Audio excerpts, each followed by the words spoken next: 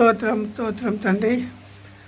సమస్త మానవులు ఎవరిని పొగడాలంటే సృష్టించిన సృష్టికర్తను తప్ప ఎవరిని పొగడకూడదు. ఎవరికి తల వంచాలి? సృష్టించిన సృష్టికర్తకే, ఆ దేవునికే మహిమ రావాలి. ఆ దేవునికే. దేవుడు ఇప్పుడు లూకాస్ అది యోహాను సువార్త 19వ అధ్యాయము 28వ వచనం. అటు తర్వాత సమస్తమును అప్పటికి సమస్తమైనదని యేసు ఎరిగి లేఖనము లేఖనాలను నెరవేరినట్లు యేసుక్రీస్తు ప్రభు లోకానికి వచ్చాడు. లేఖనాలను పరిశోధన చేసుకుంటూ నేను దప్పికొనుచున్నానెను. ఎవరు దప్పికొన్నారు? యేసుక్రీస్తు ప్రభు దప్పికొనుచున్నానెను. దప్పి అంటే ఏంది? ఆత్మల దాహం. ఇక్కడ సమరయ స్త్రీ దగ్గర అనేక మందిని, ఆమెను సమరయ స్త్రీ రక్షింపబడ్డ తర్వాత ఊర్లోకి పోయి అందరినీ ఈయన యేసు కాడా అని అన్నది. అయితే అనేకమైన ఆత్మలు రక్షింపబడ్డప్పుడు దేవుడు ఏం చేసిండు? ఆయనకు సంతోషం కలిగింది.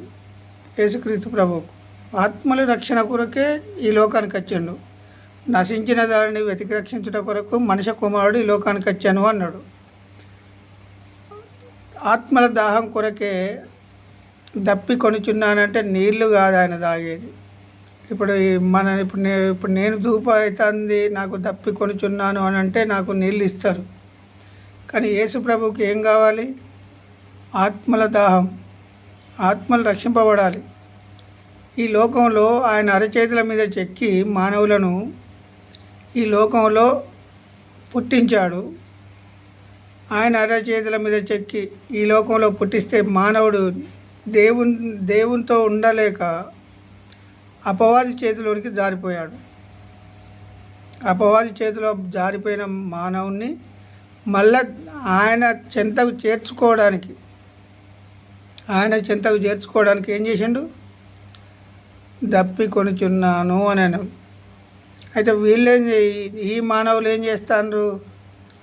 ఆయన దప్పికొన్నాడట చిరుకతో. వాళ్ళు ఏం చేసిండ్రు? ద్రాక్షారసం నీళ్లు ముంచి ఆ చిరుకతో ఆయన నోటికి అందించిండు. ఆ దప్పి కాదు కదా ఆయనకు కావలసింది. ఈ చిరుకతో అందించిన దప్పి ఆయనకు కావాల్సింది.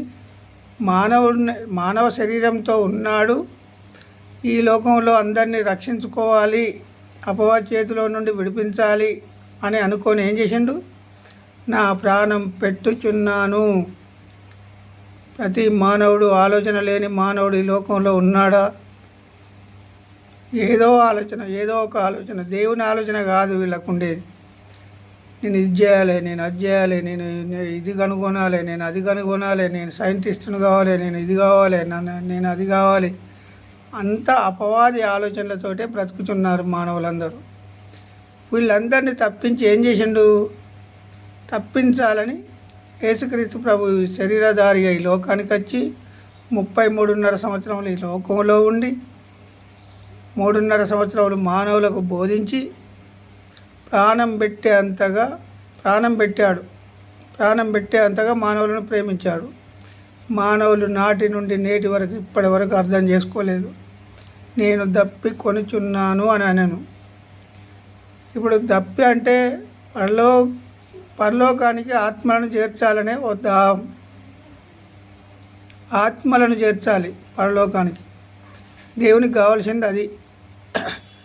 అయితే అటు తర్వాత సమస్తమును అప్పటికి సమస్తమైనదని యేసు ఎరిగి లేఖనము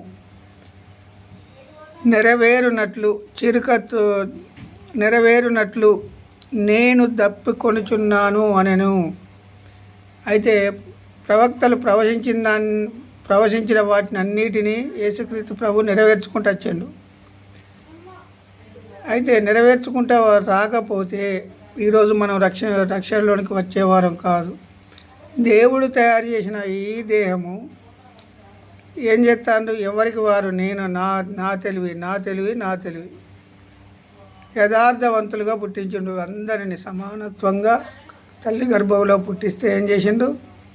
ఇప్పుడు నేను అనే గర్వం, నేను అనే అహంకారం, నేను అనే ఒక గర్వంతో మాట్లాడుతున్నాడు మానవుడు. దేవునికి దూరంగా ఉండి దేవునికి దగ్గరగా ఉండాలని దేవుడికి కోరుకుంటే మనం దేవునికి దూరంగా ఉన్నాం. మనం దేవునికి దూరంగా అయ్యి మన ఇష్టానుసారంగా తొలగిపోయాము. దేవుని నుండి సృష్టించిన సృష్టికర్త నుండి తొలగిపోయాం.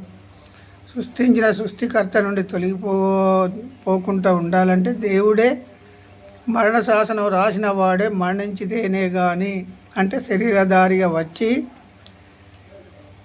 ఆయన కృపాసత్య సంపూర్ణుడుగా మన మధ్య, ఆ వాక్యమే కృపాసత్య సంపూర్ణుడుగా మన మధ్య నివసించాను. ఎవరి మధ్యలో నివసించింది? శరీరధారిగా.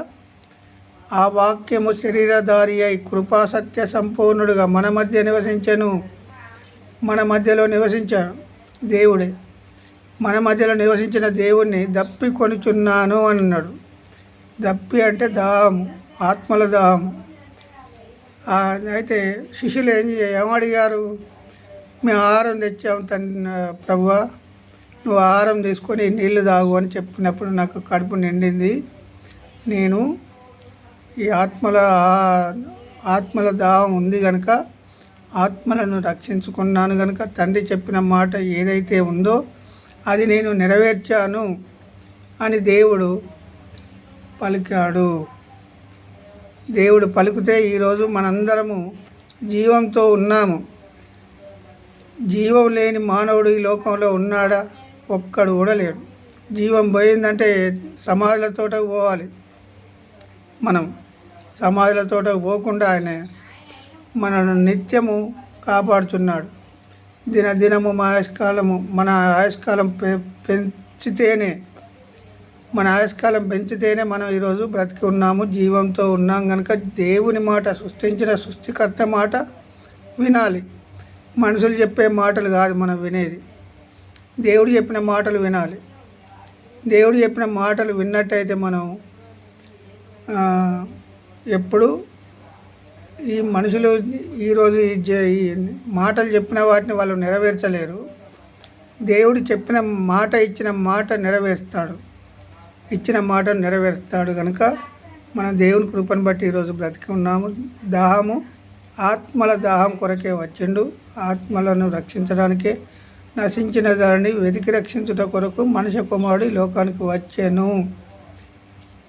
దేవుని కృపను బట్టి దేవుడి వాక్యము దీవించును గాక. ఆమేన్.